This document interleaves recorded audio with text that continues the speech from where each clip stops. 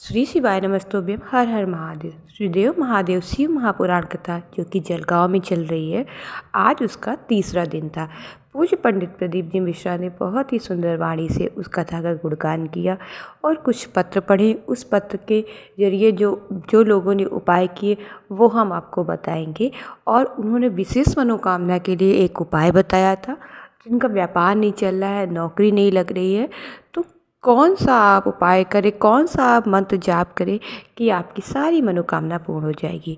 तो हम जल्दी से उसको उपाय को बता देते हैं ताकि आपका समय भी न बर्बाद हो और आप उसको जल्दी से सुन लें। देखिए, पहला एक उपाय पंडित प्रदीप जी मिश्रा ने बताया था विशेष मनोकामना के लिए, कि आपकी बहुत विशेष मनोकामना है तो आप उस उपाय को कैसे करेंगे।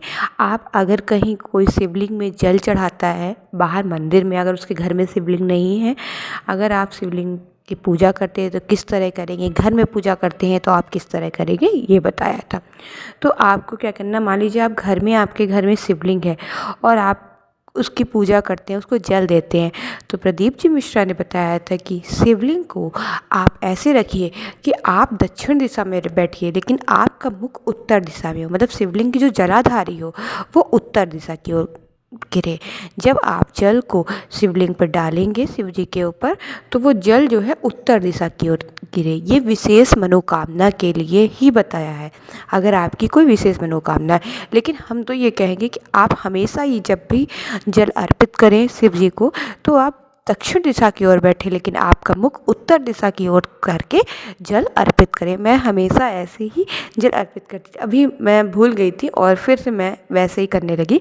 तो मुझे कल बताया प्रदीप मिश्रा ने, तो मैंने भी अब वैसे ही, मेरे घर में शिवलिंग है, मैं वैसे करके आपको दिखाऊंगी किस तरह से ये करा जाएगा। जब मैं नेक्स्ट वीडियो डालूंगी उसमें मैं आपको ज़रूर बताऊंगी कि किस तरह से आप शिव जी को जल अर्पित करेंगे।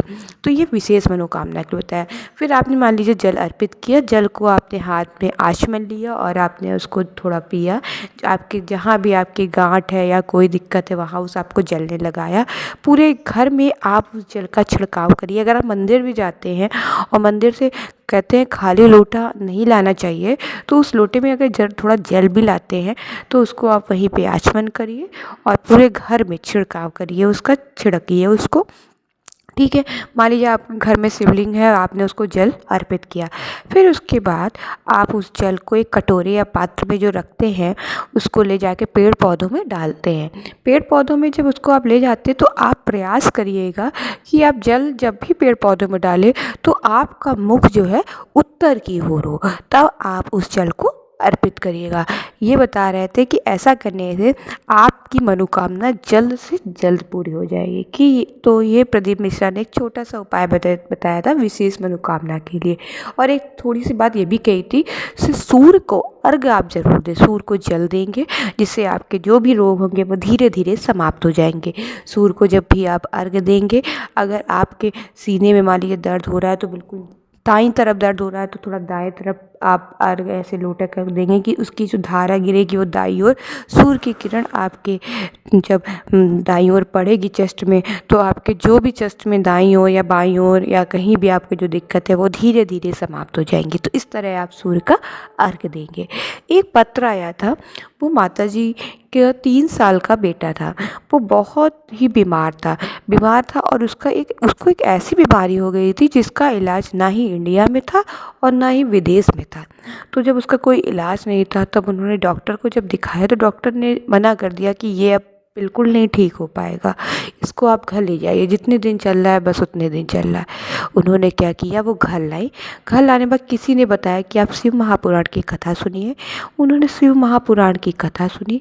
कथा सुनने के बाद उन्होंने शिव जी को जो जल समर्पित करती थी उसका जल लेकर अपने बेटे को पिलाया।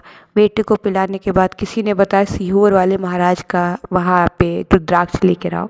तब वो वहाँ गई, उनको रुद्राक्ष मिला तो वो कंकड़ ले आई। कहते नहीं कंकड़ में शंकर है, तो कंकड़ का जल ही उसको पिलाया और पशुपतिनाथ का व्रत किया। जब पशुपतिनाथ का व्रत कर रही थी तो बताया कि जब पशुपतिनाथ का तीसरा व्रत था तो उनका बेटा खड़ा होने लगा, बिल्कुल बिस्तर पे पड़ा हुआ था। तो उन्होंने बताया बाबा का चमत्कार है कि जिसका जहाँ कहीं इलाज नहीं था उसको बाबा ने ठीक किया। तो ये एक बाबा का मतलब उपाय है, उपाय समझ लीजिए। तो आप बस यही करिए, कोई भी दिक्कत, कोई भी परेशानी हो, आपकी नौकरी नहीं लग रही है, आपका व्यापार नहीं चल रहा, तो सिर्फ कुछ नहीं, आप वहाँ बैठ के श्री शिवाय नमस्तुभ्यम का जाप करिए।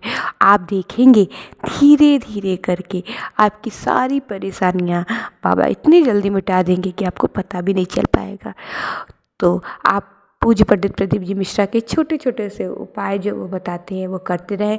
आज मैंने वीडियो थोड़ा लेट डाला था, मेरी थोड़ी तबीयत ख़राब थी, और हाँ तबीयत ख़राब थी तो मैं दवाई कम, श्री शिवाय नमस्तुभ्यम पर ज़्यादा विश्वास करती हूँ। और मैं सच बता रही हूँ, मैं सुबह उठी थोड़ा पेट में मेरा दर्द हो रहा था, कुछ नहीं, श्री शिवाय नमस्तुभ्यम, श्री शिवाय नमस्तुभ्यम मैं करा, मेरा पेट में, सच बता रही हूँ बाबा की कसम, पेट में दर्द ठीक हो गया है, नहीं दर्द हो रहा है। बस विश्वास से कि मैं ये मंत्र पढ़ूंगी और मेरा सारा दर्द दुख दूर हो जाएगा।